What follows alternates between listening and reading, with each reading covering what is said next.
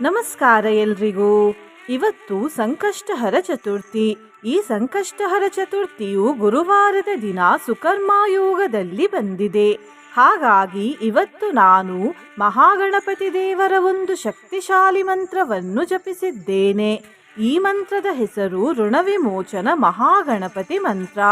ಈ ಮಂತ್ರವನ್ನು ಇವತ್ತು ಭಕ್ತಿಯಿಂದ ಬೆಳಿಗ್ಗೆ, ಮಧ್ಯಾಹ್ನ ಮತ್ತು ಸಂಜೆ ತಲಾ 108 ಬಾರಿ ಜಪಿಸಿದ್ರೆ ಅಥವಾ ಕೇಳಿದ್ರೆ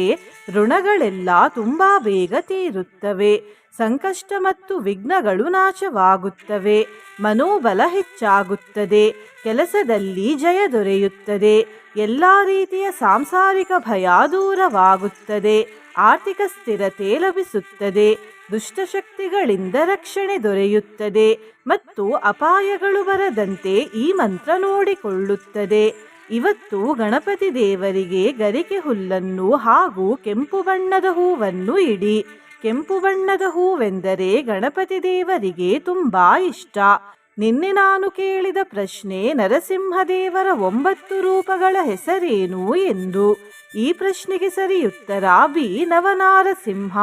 ಸರಿಯುತ್ತರ ಕೊಟ್ಟವರಲ್ಲಿ ಒಬ್ಬರ ಹೆಸರು ರವೀಂದ್ರ ಬಿ. ರವೀಂದ್ರ ಬಿ ಅವರೇ ಭಕ್ತಿ ಮಾಡುವುದನ್ನು ಬಿಡಬೇಡಿ ಅಂತ ಹೇಳ್ತಾ ಇವತ್ತಿನ ಪ್ರಶ್ನೆಯನ್ನು ನೋಡುವ. ಗಣಪತಿ ದೇವರಿಗೆ ಎಷ್ಟು ಗರಿಕೆ ಹುಲ್ಲನ್ನು ಇಡಬೇಕು? A 19, B 20, C 21, D 22. ಈ ಪ್ರಶ್ನೆಗೆ ಸರಿಯುತ್ತರ ಕೊಟ್ಟವರಲ್ಲಿ ಒಬ್ಬರ ಹೆಸರನ್ನು ನಾಳಿನ ವಿಡಿಯೋದಲ್ಲಿ ಹೇಳ್ತೇನೆ. ಬನ್ನಿ ಈಗ ಈ ಶಕ್ತಿಶಾಲಿ ಋಣವಿಮೋಚನ ಮಹಾಗಣಪತಿ ಮಂತ್ರವನ್ನು 108 ಬಾರಿ ಭಕ್ತಿಯಿಂದ ಕೇಳುವ. ಅದಕ್ಕಿಂತ ಮುಂಚೆ ಓಂ ಶ್ರೀ ಮಹಾಗಣಪತಯೇ ನಮಃ ಎಂದು ಕಮೆಂಟ್ ಮಾಡಿ. ಚಾನಲಿಗೆ ಹೊಸಬ್ರಾಗಿದ್ದರೆ ಚಾನಲನ್ನು ಸಬ್ಸ್ಕ್ರೈಬ್ ಮಾಡಿ. ಹತ್ತಿರ ಇರುವ ಬೆಲ್ ಬಟನ್ ಪ್ರೆಸ್ ಮಾಡಿ. ಆಲ್ ಅನ್ನುವ ಆಪ್ಷನ್ ಅನ್ನು ಸೆಲೆಕ್ಟ್ ಮಾಡಿ. ಏಕಾಕ್ಷರಂ ಏಕದಂತಂ ಏಕಂ ಬ್ರಹ್ಮ ಸನಾತನಂ ಏಕಮೇವಾದ್ವಿತೀಯಂ ಚ ನಮಾಮಿ ಋಣಮುಕ್ತಯೇ ಮಹಾಗಣಪತಿಂ ದೇವಂ ಮಹಾಸತ್ವಂ ಮಹಾಬಲಂ. ಏಕಾಕ್ಷರಂ ಏಕದಂತಂ ಏಕಂ ಬ್ರಹ್ಮ ಸನಾತನಂ ಏಕಮೇವಾದ್ವಿತೀಯಂ ಚ ನಮಾಮಿ ಋಣಮುಕ್ತಯೇ ಮಹಾಗಣಪತಿಂ ದೇವಂ ಮಹಾಸತ್ವಂ ಮಹಾಬಲಂ. ಏಕಾಕ್ಷರಂ ಏಕದಂತಂ ಏಕಂ ಬ್ರಹ್ಮ ಸನಾತನಂ ಏಕಮೇವಾದ್ವಿತೀಯಂ ಚ ನಮಾಮಿ ಋಣಮುಕ್ತಯೇ ಮಹಾಗಣಪತಿಂ ದೇವಂ ಮಹಾಸತ್ವಂ ಮಹಾಬಲಂ. ಏಕಾಕ್ಷರಂ ಏಕದಂತಂ ಏಕಂ ಬ್ರಹ್ಮ ಸನಾತನಂ ಏಕಮೇವಾದ್ವಿತೀಯಂ ಚ ನಮಾಮಿ ಋಣಮುಕ್ತಯೇ ಮಹಾಗಣಪತಿಂ ದೇವಂ ಮಹಾಸತ್ವಂ ಮಹಾಬಲಂ. ಏಕಾಕ್ಷರಂ ಏಕದಂತಂ ಏಕಂ ಬ್ರಹ್ಮ ಸನಾತನಂ ಏಕಮೇವಾದ್ವಿತೀಯಂ ಚ ನಮಾಮಿ ಋಣಮುಕ್ತಯೇ ಮಹಾಗಣಪತಿಂ ದೇವಂ ಮಹಾಸತ್ವಂ ಮಹಾಬಲಂ. ಏಕಾಕ್ಷರಂ ಏಕದಂತಂ ಏಕಂ ಬ್ರಹ್ಮ ಸನಾತನಂ ಏಕಮೇವಾದ್ವಿತೀಯಂ ಚ ನಮಾಮಿ ಋಣಮುಕ್ತಯೇ ಮಹಾಗಣಪತಿಂ ದೇವಂ ಮಹಾಸತ್ವಂ ಮಹಾಬಲಂ. ಏಕಾಕ್ಷರಂ ಏಕದಂತಂ ಏಕಂ ಬ್ರಹ್ಮ ಸನಾತನಂ ಏಕಮೇವಾದ್ವಿತೀಯಂ ಚ ನಮಾಮಿ ಋಣಮುಕ್ತಯೇ ಮಹಾಗಣಪತಿಂ ದೇವಂ ಮಹಾಸತ್ವಂ ಮಹಾಬಲಂ. ಏಕಾಕ್ಷರಂ ಏಕದಂತಂ ಏಕಂ ಬ್ರಹ್ಮ ಸನಾತನಂ ಏಕಮೇವಾದ್ವಿತೀಯಂ ಚ ನಮಾಮಿ ಋಣಮುಕ್ತಯೇ ಮಹಾಗಣಪತಿಂ ದೇವಂ ಮಹಾಸತ್ವಂ ಮಹಾಬಲಂ. एकाक्षरं ह्येकदन्तम् एकं ब्रह्म सनातनम् एकमेवाद्वितीयं च नमामि ऋणमुक्तये महागणपतिं देवं महासत्त्वं महाबलम् एकाक्षरं ह्येकदन्तम् एकं ब्रह्म सनातनम् एकमेवाद्वितीयं च नमामि ऋणमुक्तये महागणपतिं देवं महासत्त्वं महाबलम् एकाक्षरं ह्येकदन्तम् एकं ब्रह्म सनातनम् एकमेवाद्वितीयं च नमामि ऋणमुक्तये महागणपतिं देवं महासत्त्वं महाबलम् एकाक्षरं ह्येकदन्तम् एकं ब्रह्म सनातनम् एकमेवाद्वितीयं च नमामि ऋणमुक्तये महागणपतिं देवं महासत्त्वं महाबलम् एकाक्षरं ह्येकदन्तम् एकं ब्रह्म सनातनम् एकमेवाद्वितीयं च नमामि ऋणमुक्तये महागणपतिं देवं महासत्त्वं महाबलम् एकाक्षरं ह्येकदन्तम् एकं ब्रह्म सनातनम् एकमेवाद्वितीयं च नमामि ऋणमुक्तये महागणपतिं देवं महासत्त्वं महाबलम् एकाक्षरं ह्येकदन्तम् एकं ब्रह्म सनातनम् एकमेवाद्वितीयं च नमामि ऋणमुक्तये महागणपतिं देवं महासत्त्वं महाबलम् एकाक्षरं ह्येकदन्तम् एकं ब्रह्म सनातनम् एकमेवाद्वितीयं च नमामि ऋणमुक्तये महागणपतिं देवं महासत्त्वं महाबलम् एकाक्षरं ह्येकदन्तम् एकं ब्रह्म सनातनम् एकमेवाद्वितीयं च नमामि ऋणमुक्तये महागणपतिं देवं महासत्त्वं महाबलम् एकाक्षरं ह्येकदन्तम् एकं ब्रह्म सनातनम् एकमेवाद्वितीयं च नमामि ऋणमुक्तये महागणपतिं देवं महासत्त्वं महाबलम् एकाक्षरं ह्येकदन्तम् एकं ब्रह्म सनातनम् एकमेवाद्वितीयं च नमामि ऋणमुक्तये महागणपतिं देवं महासत्त्वं महाबलम् एकाक्षरं ह्येकदन्तम् एकं ब्रह्म सनातनम् एकमेवाद्वितीयं च नमामि ऋणमुक्तये महागणपतिं देवं महासत्त्वं महाबलम् एकाक्षरं ह्येकदन्तम् एकं ब्रह्म सनातनम् एकमेवाद्वितीयं च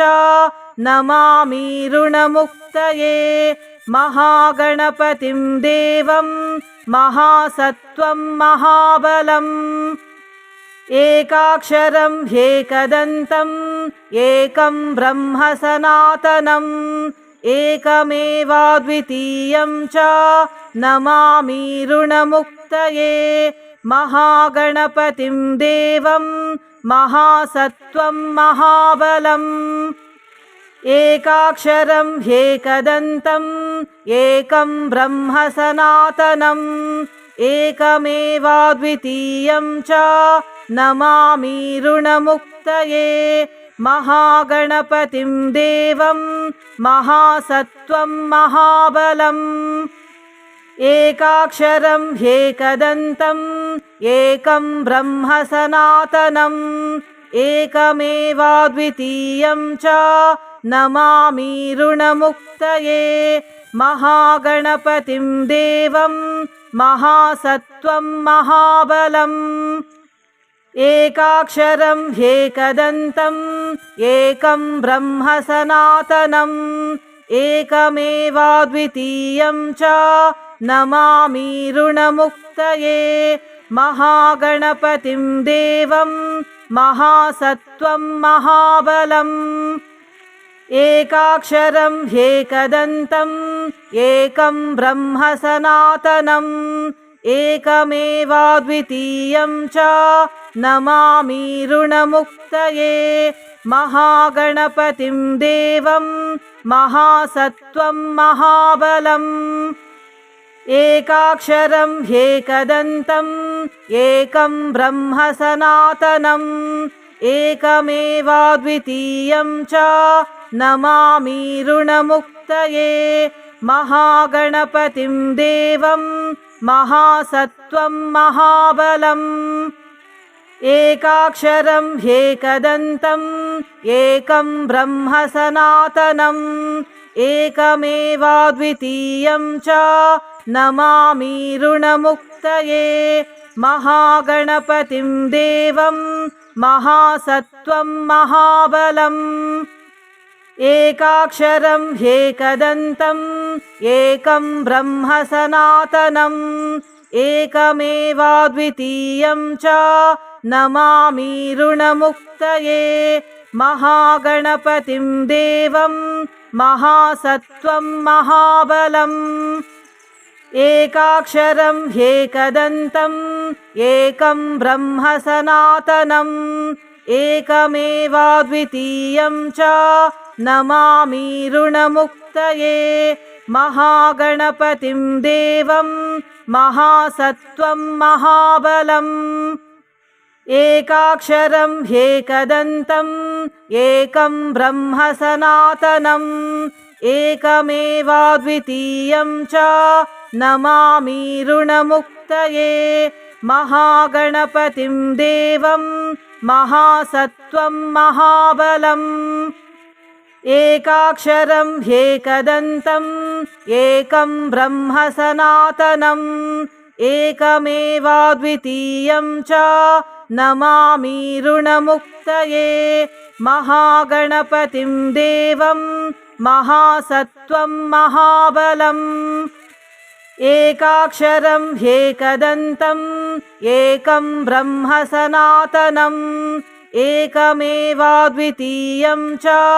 नमामि ऋणमुक्तये महागणपतिं देवं महासत्त्वं महाबलम् एकाक्षरं ह्येकदन्तम् एकं ब्रह्म सनातनम् एकमेवाद्वितीयं च नमामि ऋणमुक्तये महागणपतिं देवं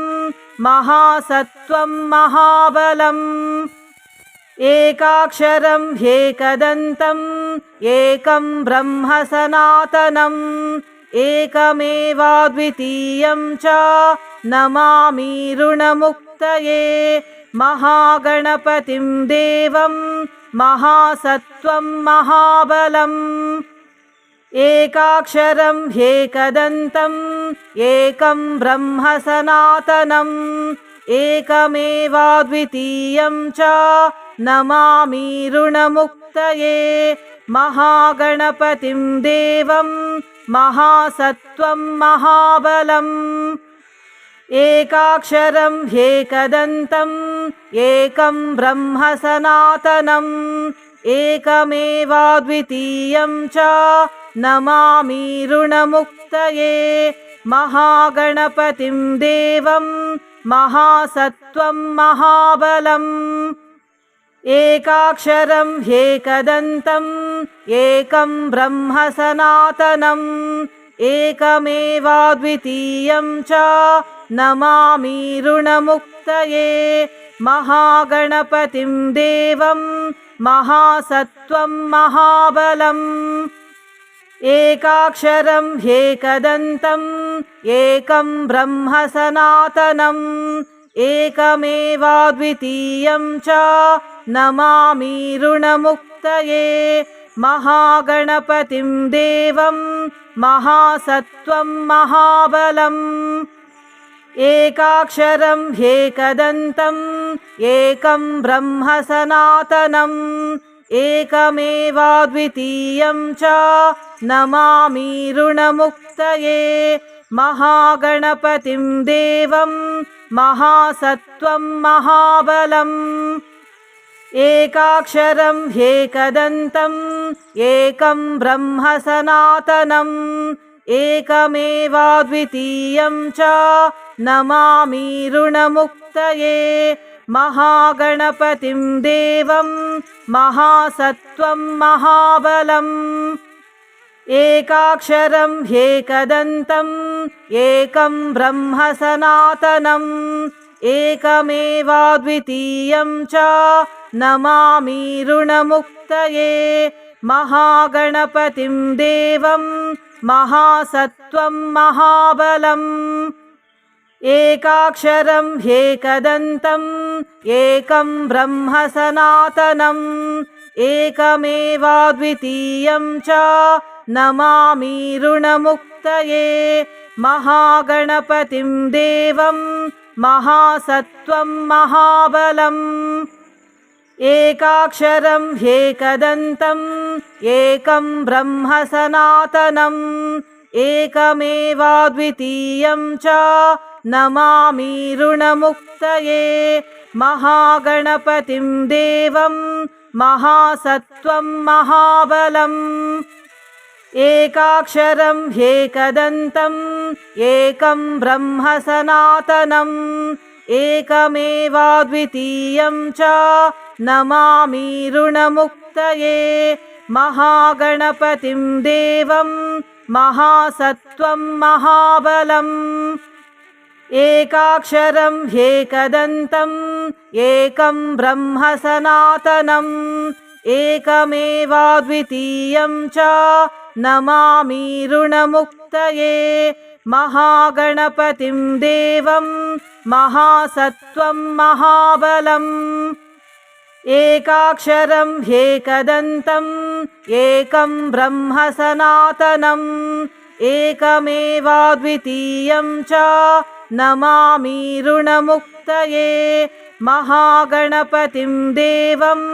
महासत्त्वं महाबलम् एकाक्षरं ह्येकदन्तम् एकं ब्रह्म सनातनम् एकमेवाद्वितीयं च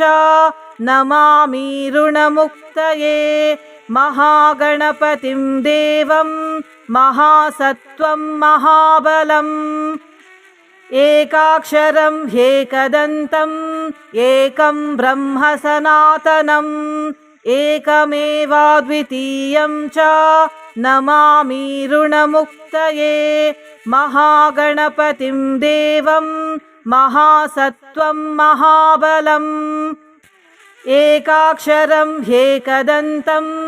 एकं ब्रह्म सनातनम्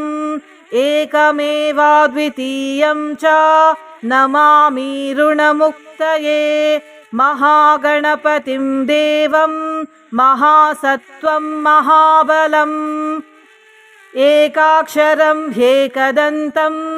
एकं ब्रह्म सनातनम् एकमेवाद्वितीयं च नमामि ऋणमुक्तये महागणपतिं देवं महासत्त्वं महाबलम् एकाक्षरं ह्येकदन्तम् एकं ब्रह्म सनातनम् एकमेवाद्वितीयं च नमामि ऋणमुक्तये महागणपतिं देवं महासत्त्वं महाबलम् एकाक्षरं ह्येकदन्तम् एकं ब्रह्म सनातनम् एकमेवाद्वितीयं च नमामि ऋणमुक्तये महागणपतिं देवं महासत्त्वं महाबलम् एकाक्षरं ह्येकदन्तम् एकं ब्रह्म सनातनम् एकमेवाद्वितीयं च नमामि ऋणमुक्तये महागणपतिं देवं महासत्त्वं महाबलम् एकाक्षरं ह्येकदन्तम् एकं ब्रह्म सनातनम् एकमेवाद्वितीयं च नमामि ऋणमुक्तये महागणपतिं देवं महासत्त्वं महाबलम् एकाक्षरं ह्येकदन्तम् एकं ब्रह्म सनातनम् एकमेवाद्वितीयं च नमामि ऋणमुक्तये महागणपतिं देवं महासत्त्वं महाबलम् एकाक्षरं ह्येकदन्तम् एकं ब्रह्म सनातनम्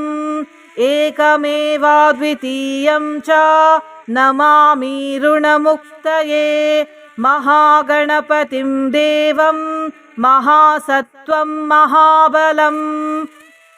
एकाक्षरं ह्येकदन्तम् एकं ब्रह्म सनातनम् एकमेवाद्वितीयं च नमामि ऋणमुक्तये महागणपतिं देवं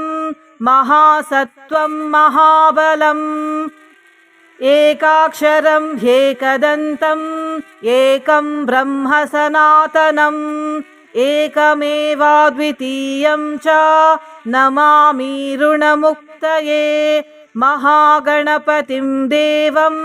महासत्त्वं महाबलम् एकाक्षरं ह्येकदन्तम्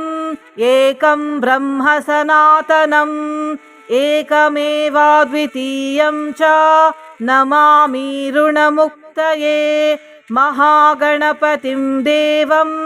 महासत्त्वं महाबलम् एकाक्षरं ह्येकदन्तम् एकं ब्रह्म सनातनम् एकमेवाद्वितीयं च नमामि ऋणमुक्तये महागणपतिं देवं महासत्त्वं महाबलम् एकाक्षरं ह्येकदन्तम् एकं ब्रह्म सनातनम्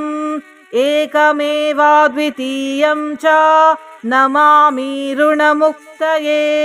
महागणपतिं देवं महासत्त्वं महाबलम् एकाक्षरं ह्येकदन्तम् एकं ब्रह्म सनातनम् एकमेवाद्वितीयं च नमामि ऋणमुक्तये महागणपतिं देवं महासत्त्वं महाबलम् एकाक्षरं ह्येकदन्तम् एकं ब्रह्म सनातनम् एकमेवाद्वितीयं च नमामि ऋणमुक्तये महागणपतिं देवं महासत्त्वं महाबलम् एकाक्षरं ह्येकदन्तम् एकं ब्रह्म सनातनम् एकमेवाद्वितीयं च नमामि ऋणमुक्तये महागणपतिं देवं महासत्त्वं महाबलम् एकाक्षरं ह्येकदन्तम् एकं ब्रह्म सनातनम् एकमेवाद्वितीयं च नमामि ऋणमुक्तये महागणपतिं देवं महासत्त्वं महाबलम् एकाक्षरं ह्येकदन्तम् एकं ब्रह्म सनातनम् एकमेवाद्वितीयं च नमामि ऋणमुक्तये महागणपतिं देवं महासत्त्वं महाबलम् एकाक्षरं ह्येकदन्तम् एकं ब्रह्म सनातनम् एकमेवाद्वितीयं च नमामि ऋणमुक्तये महागणपतिं देवं महासत्त्वं महाबलम् एकाक्षरं ह्येकदन्तम् एकं ब्रह्म सनातनम् एकमेवाद्वितीयं च नमामि ऋणमुक्तये महागणपतिं देवं महासत्त्वं महाबलम् एकाक्षरं ह्येकदन्तम् एकं ब्रह्म सनातनम् एकमेवाद्वितीयं च नमामि ऋणमुक्तये महागणपतिं देवं महासत्त्वं महाबलम् एकाक्षरं ह्येकदन्तम् एकं ब्रह्म सनातनम् एकमेवाद्वितीयं च नमामि ऋणमुक्तये महागणपतिं देवं महासत्त्वं महाबलम् एकाक्षरं ह्येकदन्तम् एकं ब्रह्म सनातनम् एकमेवाद्वितीयं च नमामि ऋणमुक्तये महागणपतिं देवं महासत्त्वं महाबलम् एकाक्षरं ह्येकदन्तम् एकं ब्रह्म सनातनम् एकमेवाद्वितीयं च नमामि ऋणमुक्तये महागणपतिं देवं महासत्त्वं महाबलम् एकाक्षरं ह्येकदन्तम् एकं ब्रह्म सनातनम् एकमेवाद्वितीयं च नमामि ऋणमुक्तये महागणपतिं देवं महासत्त्वं महाबलम् एकाक्षरं ह्येकदन्तम् एकं ब्रह्म सनातनम् एकमेवाद्वितीयं च नमामि ऋणमुक्तये महागणपतिं देवं महासत्त्वं महाबलम् एकाक्षरं ह्येकदन्तम् एकं ब्रह्म सनातनम् एकमेवाद्वितीयं च नमामि ऋणमुक्तये महागणपतिं देवं महासत्त्वं महाबलम् एकाक्षरं ह्येकदन्तम् एकं ब्रह्म सनातनम् एकमेवाद्वितीयं च नमामि ऋणमुक्तये महागणपतिं देवं महासत्त्वं महाबलम् एकाक्षरं ह्येकदन्तम् एकं ब्रह्म सनातनम् एकमेवाद्वितीयं च नमामि ऋणमुक्तये महागणपतिं देवं महासत्त्वं महाबलम् एकाक्षरं ह्येकदन्तम् एकं ब्रह्म सनातनम् एकमेवाद्वितीयं च नमामि ऋणमुक्तये महागणपतिं देवं महासत्त्वं महाबलम् एकाक्षरं ह्येकदन्तम् एकं ब्रह्म सनातनम् एकमेवाद्वितीयं च नमामि ऋणमुक्तये महागणपतिं देवं महासत्त्वं महाबलम् एकाक्षरं ह्येकदन्तम् एकं ब्रह्म सनातनम् एकमेवाद्वितीयं च नमामि ऋणमुक्तये महागणपतिं देवं महासत्त्वं महाबलम् एकाक्षरं ह्येकदन्तम् एकं ब्रह्म सनातनम् एकमेवाद्वितीयं च नमामि ऋणमुक्तये महागणपतिं देवं महासत्त्वं महाबलम् एकाक्षरं ह्येकदन्तम् एकं ब्रह्म सनातनम् एकमेवाद्वितीयं च नमामि ऋणमुक्तये महागणपतिं देवं महासत्त्वं महाबलम् एकाक्षरं ह्येकदन्तम् एकं ब्रह्म सनातनम् एकमेवाद्वितीयं च नमामि ऋणमुक्तये महागणपतिं देवं महासत्त्वं महाबलम् एकाक्षरं ह्येकदन्तम् एकं ब्रह्म सनातनम् एकमेवाद्वितीयं च नमामि ऋणमुक्तये महागणपतिं देवं महासत्त्वं महाबलम् एकाक्षरं ह्येकदन्तम् एकं ब्रह्म सनातनम् एकमेवाद्वितीयं च नमामि ऋणमुक्तये महागणपतिं देवं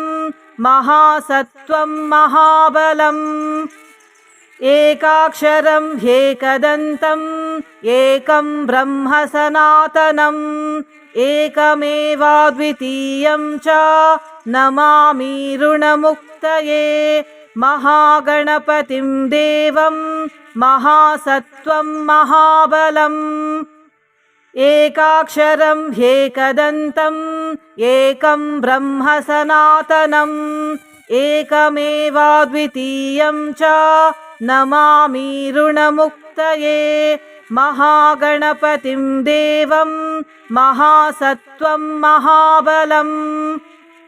एकाक्षरं ह्येकदन्तम् एकं ब्रह्म सनातनम् एकमेवाद्वितीयं च नमामि ऋणमुक्तये महागणपतिं देवं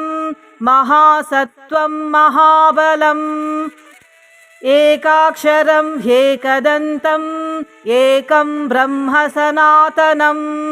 एकमेवाद्वितीयं च नमामि ऋणमुक्तये महागणपतिं देवं महासत्त्वं महाबलम् एकाक्षरं ह्येकदन्तम् एकं ब्रह्म सनातनम् एकमेवाद्वितीयं च नमामि ऋणमुक्तये महागणपतिं देवं महासत्त्वं महाबलम् एकाक्षरं ह्येकदन्तम् एकं ब्रह्म सनातनम् एकमेवाद्वितीयं च नमामि ऋणमुक्तये महागणपतिं देवं महासत्त्वं महाबलम् एकाक्षरं ह्येकदन्तम् एकं ब्रह्म सनातनम् एकमेवाद्वितीयं च नमामि ऋणमुक्तये महागणपतिं देवं महासत्त्वं महाबलम् एकाक्षरं ह्येकदन्तम् एकं ब्रह्म सनातनम् एकमेवाद्वितीयं च नमामि ऋणमुक्तये महागणपतिं देवं महासत्त्वं महाबलम् एकाक्षरं ह्येकदन्तम् एकं ब्रह्म सनातनम् एकमेवाद्वितीयं च नमामि ऋणमुक्तये महागणपतिं देवं महासत्त्वं महाबलम् एकाक्षरं ह्येकदन्तम् एकं ब्रह्म सनातनम् एकमेवाद्वितीयं च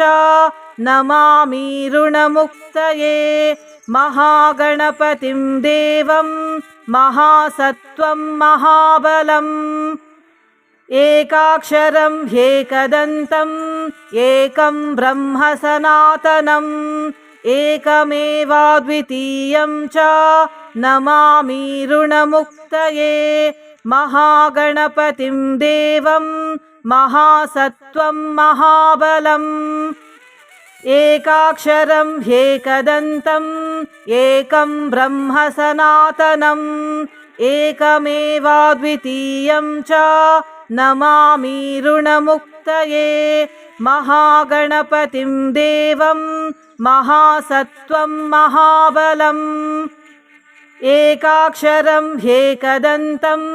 एकं ब्रह्म सनातनम् एकमेवाद्वितीयं च नमामि ऋणमुक्तये महागणपतिं देवं महासत्त्वं महाबलम् एकाक्षरं ह्येकदन्तम् एकं ब्रह्म सनातनम् एकमेवाद्वितीयं च नमामि ऋणमुक्तये महागणपतिं देवं महासत्त्वं महाबलम् एकाक्षरं ह्येकदन्तम् एकं ब्रह्म सनातनम् एकमेवाद्वितीयं च नमामि ऋणमुक्तये महागणपतिं देवं महासत्त्वं महाबलम् एकाक्षरं ह्येकदन्तम् एकं ब्रह्म सनातनम् एकमेवाद्वितीयं च नमामि ऋणमुक्तये महागणपतिं देवं महासत्त्वं महाबलम् एकाक्षरं ह्येकदन्तम् एकं ब्रह्म सनातनम् एकमेवाद्वितीयं च नमामि ऋणमुक्तये महागणपतिं देवं महासत्त्वं महाबलम् एकाक्षरं ह्येकदन्तम् एकं ब्रह्म सनातनम् एकमेवाद्वितीयं च नमामि ऋणमुक्तये महागणपतिं देवं महासत्त्वं महाबलम् एकाक्षरं ह्येकदन्तम् एकं ब्रह्म सनातनम् एकमेवाद्वितीयं च नमामि ऋणमुक्तये महागणपतिं देवं महासत्त्वं महाबलम् एकाक्षरं ह्येकदन्तम् एकं ब्रह्म सनातनम् एकमेवाद्वितीयं च नमामि ऋणमुक्तये महागणपतिं देवं महासत्त्वं महाबलम् एकाक्षरं ह्येकदन्तम् एकं ब्रह्म सनातनम् एकमेवाद्वितीयं च नमामि ऋणमुक्तये महागणपतिं देवं महासत्त्वं महाबलम् एकाक्षरं ह्येकदन्तम् एकं ब्रह्म सनातनम् एकमेवाद्वितीयं च नमामि ऋणमुक्तये महागणपतिं देवं महासत्त्वं महाबलम्।